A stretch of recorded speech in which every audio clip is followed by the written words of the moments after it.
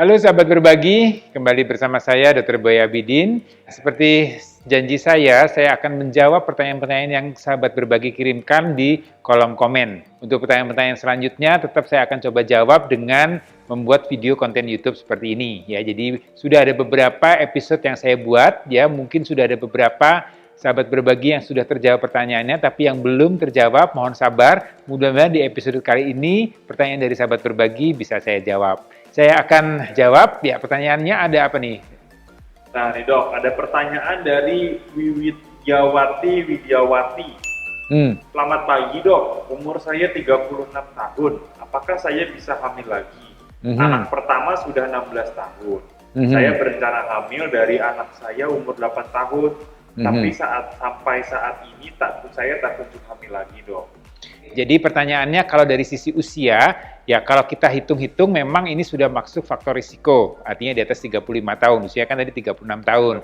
Tapi bukan berarti tidak mungkin untuk hamil. Jadi saya masih tetap memberikan optimisme nih buat para sahabat berbagi yang usianya sudah di atas 35 tahun. Memang kita perlu melakukan pemeriksaan infertilitas dasar. Apa saja itu yang kita periksa? Yang kita periksa pertama adalah kita cek saluran telurnya, kita cek spermanya, kita cek juga kondisi cadangan sel telurnya. Jadi paling tidak 3 hal itu yang kita harus periksa ya. Jadi ada nih penjelasan lebih lengkapnya di konten YouTube Dr. Boy Abidin sebelumnya. Jadi sahabat berbagi juga bisa lihat. Nah, kemudian juga apa yang harus dilakukan untuk orang-orang yang sudah di atas 35 tahun kemudian berencana untuk hamil?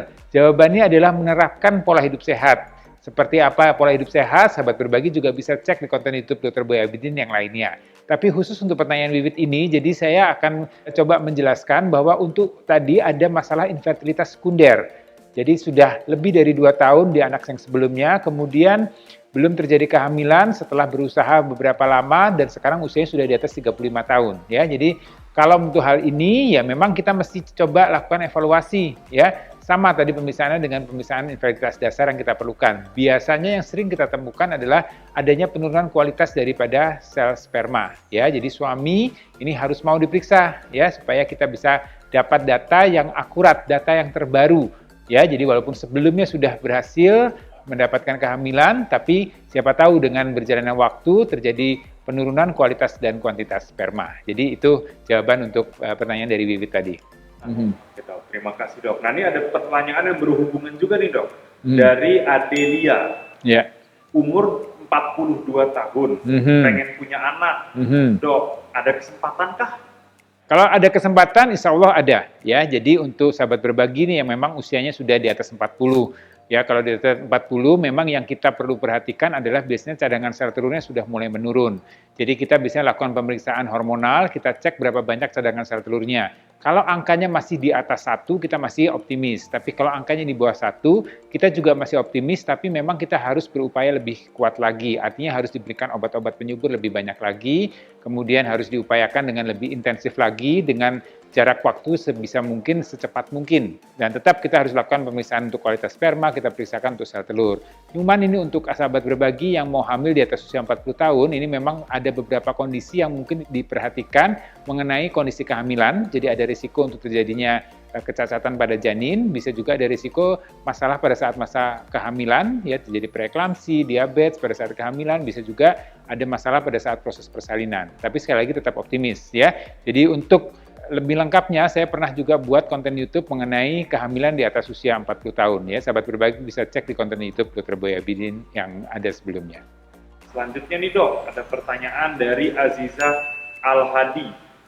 Mohon dijawab dokter, suami saya berat badannya 110 kg, saya 43 kg.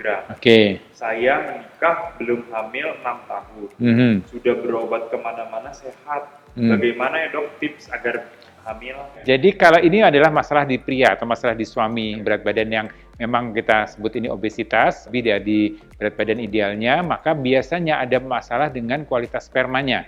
Ya, jadi kalau diperiksa, kalau pengertian saya kemudian diperiksa baru istrinya nih, ya suaminya kemudian belum diperiksa ya.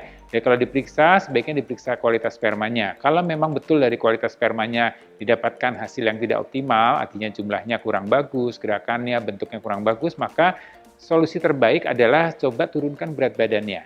Ya, sebenarnya apa sih kaitannya berat badan pada pria dengan kualitas sperma? Salah satunya adalah kalau orang dengan berat badan berlebih biasanya area di daerah buah sakar, daerah kemaluan itu akan menjadi lebih panas ya, karena buah sakar itu perlu suhu yang dingin atau 1 derajat lebih dingin dari suhu tubuhnya supaya produksi spermanya, kualitas spermanya menjadi tetap optimal.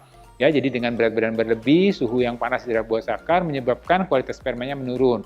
Kualitas sperma menurun ini akan menyebabkan masalah untuk proses untuk terjadinya kehamilan. Ya, jadi cepat aja lakukan pemeriksaan pada suami, kemudian kalau memang betul itu salah satunya bisa dengan menurunkan berat badan.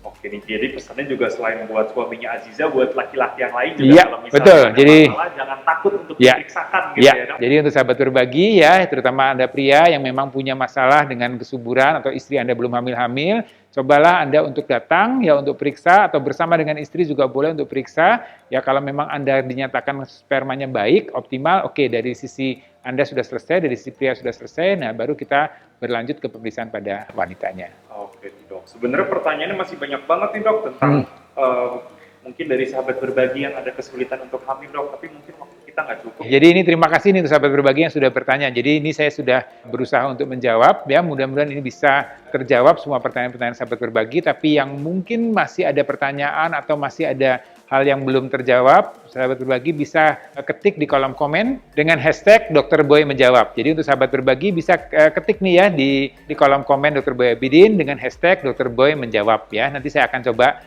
kompilasi semua pertanyaan-pertanyaan yang ada dan saya akan coba rangkumkan, kemudian saya akan coba jawab di konten-konten YouTube Dr. Boy Abidin selanjutnya. Tunggu saja ya, ikuti terus channel YouTube Dr. Boy Abidin karena saya yakin bahwa channel ini bisa memberikan manfaat buat Anda ya, dan juga berguna untuk Anda, masalah kesehatan reproduksi untuk wanita, untuk pria, dan juga beberapa masalah kesehatan untuk keluarga Anda. Ya, jadi kalau Anda suka dengan konten YouTube ini, silakan di-like. Kalau Anda perlu bagikan, silakan di-share. Ya, kalau Anda memang perlu untuk dokumentasi Anda, bisa Anda save. Dan sekali lagi, ini Anda bisa ketik pertanyaan, kritik, saran, dan segala macam di kolom komen di konten Dr. Boy Abidin. Saya Dr. Boy Abidin, senang bisa berbagi.